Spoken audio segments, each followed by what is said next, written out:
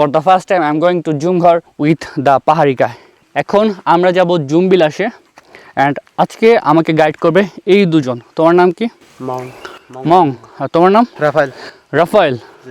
ওকে, এরা দুজন আজকে আমাকে জুমঘর নিয়ে যাবে জুম বিলাস করার জন্য।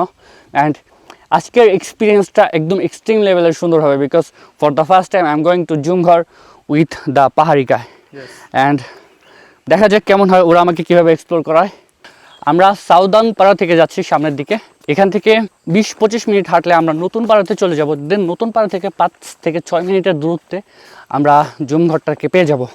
এখান থেকে পাড়াতে যাওয়ার পথটা খুবই ইজি, এখানে এক্সট্রিম কোনো কিছু নেই, একদম সহজ রাস্তা। যে কেউ সাউদার্ন পাড়া আসলে সাউদার্ন পাড়া থেকে ইজিলি ওখানে যেতে পারবে। অ্যান্ড মজার ব্যাপার হচ্ছে আজকে পাহাড়ে রোদ উঠছে, দ্যাটস ওয়াই পাহাড়ে কোনো জোক নাই। এই জন্য আমরা আমাদের মতো করে যেভাবে ইচ্ছা সেভাবে এক্সপ্লোর করতে পারতেছি, কোনো ভয় নাই। আমরা নতুন পাড়াতে চলে আসছি। এখান থেকে আমরা আর 10 মিনিট হাঁটলেই পৌঁছে যাব জুমঘরে। এই পাড়াটা অনেক সুন্দর। পাড়ার মাঝখানে তারা বিভিন্ন ধরনের সবজি চাষ করে। এটা যে দেখতে পাচ্ছেন এটা কিন্তু পুরোটাই সবজির ক্ষেত। এবং এই যে আমার পেছনে পাড়ার ঘর, এখানে তারা বিভিন্ন ধরনের গাছ লাগিয়েছে। এটা আম গাছ এবং ওইখানে আরও অনেক গাছ আছে। পাহাড়ের পাড়াতে তারা বিভিন্ন ধরনের গাছ লাগিয়ে থাকে। আমরা নতুন পাড়াতে এসে আটকে গেছি। এরা আমাকে জুমে যেতে দিতে চাচ্ছে না, আই ডোন্ট নো কেন তারা নিষেধ করতেছে। আর একটা কথা বলে রাখা ভালো, জুমের মালিক কিন্তু এই যে পাড়াতে যারা থাকেন এরা যদি আমাদেরকে অনুমতি না দেয়, যেতে না দেয়, তাহলে কিন্তু আমরা যেতে পারবো না। সো আমরা অপেক্ষা করতেছি পারমিশনের জন্য। অ্যান্ড আমার সাথে যে ওরা আছে, ওরা আমাদেরকে পারমিশন নিয়ে দেওয়ার জন্য চেষ্টা করতেছে। দেখা যাক আমরা যেতে পারি কিনা। ফাইনালি আমরা পারমিশন পেয়ে গেছি জুমে যাওয়ার জন্য, আর ও আমাদেরকে পারমিশনটা নিয়ে দিচ্ছে। জুমের যে মালিক আছে তার থেকে। কীভাবে পারমিশনটা নিয়ে দিলা? আমি বললাম কি একটু যাবো, ছবি তুলবো, আবার চলে আসবো, একটু মানে আনন্দ করবো। আচ্ছা, সাধারণত তারা সবাইকে জুমে যেতে দেয় না। এর প্রধান কারণ হচ্ছে টুরিস্টরা যখন জুমে যায় তখন তারা জুমের ফসল নষ্ট করে, বিশেষ করে ধান সহ অন্যান্য যে শস্যগুলো আছে এগুলো টুরিস্টরা নষ্ট করে। দ্যাটস ওয়াই এরা সবাইকে ঢুকতে দেয় না, শুধুমাত্র যারা জুমে কাজ করে তারাই জমে যেতে পারে। অ্যান্ড আপনারা ব্লগে যেসব জুম ঘর দেখেন ভাই, ওগুলো জুম ঘর না, ওগুলো হচ্ছে রিসোর্টের কটেজ।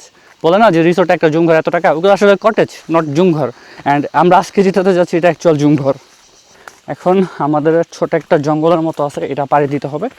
এইটা পাড়ি দিলে আমরা জুমে চলে যাব।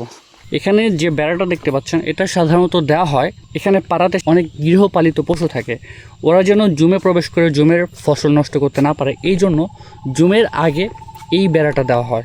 এই বেড়াটা শুধুমাত্র সেই সব জুমে দেওয়া হয় যেই জুম পাড়ার খুব কাছাকাছিতে, এবং পাড়া থেকে অনেক দূরে যে জুমগুলো থাকে ওইখানে কিন্তু এরকম কোনো বেড়া থাকে না। ফাইনালি আমরা জুমে চলে আসছি, এটাই হলো জুম। এবং এখান থেকে একটু সামনে গেলেই আমরা জুম ঘরটাকে পেয়ে যাব। তো মং মারমা, তুমি বলো আমাদের সাথে এসে তোমার কেমন লাগতেছে? মজা মানে অনেক মানে মজা পাইতেছি, আনন্দ করতেছি আর কি। আচ্ছা, তুমি এর আগে কোনো ব্লগারের সাথে আসছো জুমে? না। আচ্ছা, ও ফার্স্ট টাইম কোনো ব্লগারের সাথে জুমে আসছে। অ্যাকচুয়ালি ও আমাকে বলছে যে ভাই আপনার ভিডিও দেখছি, ও আমাকে বললো যে চলেন আমরা জুম থেকে ঘুরে আসি।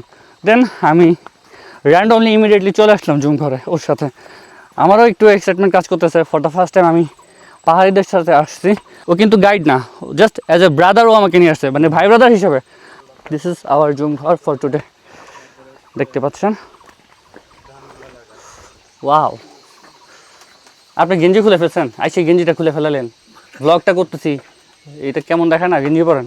এটা আমি ব্লগে দিয়ে দিব, এই যে আপনার শাস্তি হিসেবে। কেমন লাগছে? আলহামদুলিল্লাহ, খুব ভালো লাগছে।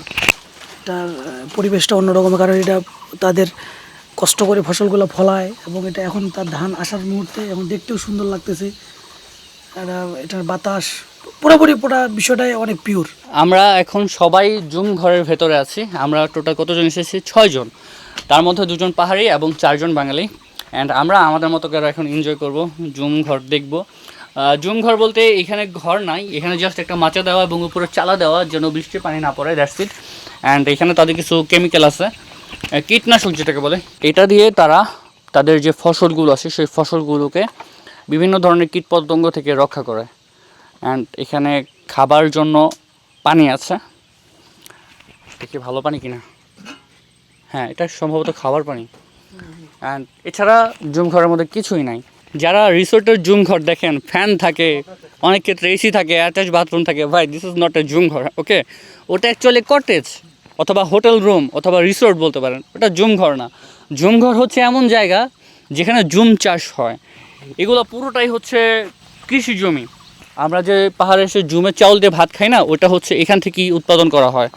অ্যান্ড এখানে সাধারণত জুম চাষের প্রয়োজনীয় ইকুইপমেন্ট ছাড়া আর কিছুই থাকে না। কমপ্লিটলি ন্যাচারাল, কমপ্লিটলি ওয়াইল্ড একটা এক্সপিরিয়েন্স। যদিও এখন এখানে চাষাবাদের কোনো কাজ চলতেছে না, বাট আমার ইচ্ছা আছে আমি একদিন এখানে আসবো, এসে একদিনের জন্য আমি জুম চাষি হয়ে যাব এবং আপনাদের সাথে জুম চাষের এক্সপিরিয়েন্সটাও শেয়ার করব। আমাদের এইখান থেকে ডিম পাহাড় দেখা যাচ্ছে, এটাই ডিম পাহাড়ের চূড়া। আমি আগে ভাবতাম এই পাহাড়টা ডিমের মতো দেখতে, এই জন্য এটাকে ডিম পাহাড় বলে, অ্যাকচুয়ালি না। আদিমকালে মানুষরা বলতো, ওই যে বুড়া বুড়িরা বলতো, ওই জায়গা নাকি ডিম সিদ্ধ করলে বা ডিম ভাজি করলে কোনো সময় সিদ্ধ বা ভাজি হয় না। এটা আগে আদিমকালে মানুষরা বলছে, বুড়া বুড়িরা। মানে ওইখানে ডিম ভাজি করলে ডিমটা ভাজি হইতো না, হ্যাঁ, সিদ্ধ হইতো না, সিদ্ধ হইতো না, এই জন্য ওইটাকে ডিম পাহাড় বলে। হ্যাঁ, এর জন্য ডিম পাহাড় বলে। জুম চাষ করে আমরা জানুয়ারির প্রথম দিকে জুমগুলো কাটি।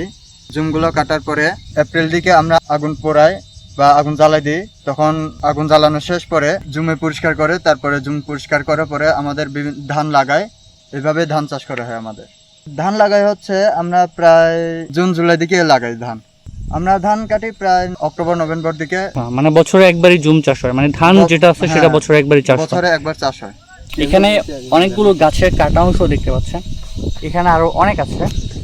জুম যেখানে চাষ করা হয় ওখানে কিন্তু যে গাছগুলো থাকে ওগুলো কেটে ফেলা হয়, বিকজ গাছ থাকলে ওখানে আর জুম চাষ করা যাবে না। যদি কোথাও গাছ থাকে তাহলে ওখানে ছায়া পড়ে, এবং ছায়া পড়লে ছায়ার মধ্যে কিন্তু কোনো ফসল হয় না। দ্যাটস ওয়াই যেখানে জুম চাষ করা হয় ওখানে সব ধরনের গাছ কেটে ফেলা হয়। আমাদের পাহাড়ে হচ্ছে আমার বাপ দাদারা যারা চাষ করতো, তার কারণে আমরাও চাষ করতেছি। এই জুমটা হচ্ছে নিজের, আমার বাবা করে আমরা চাষ করি। আমরা আজকের মতো চলে যাব এখান থেকে, অ্যান্ড নেক্সট ভিডিওতে দেখা হবে নতুন কোথাও, নতুন কোনো অ্যাডভেঞ্চার এক্সপিরিয়েন্স নিয়ে।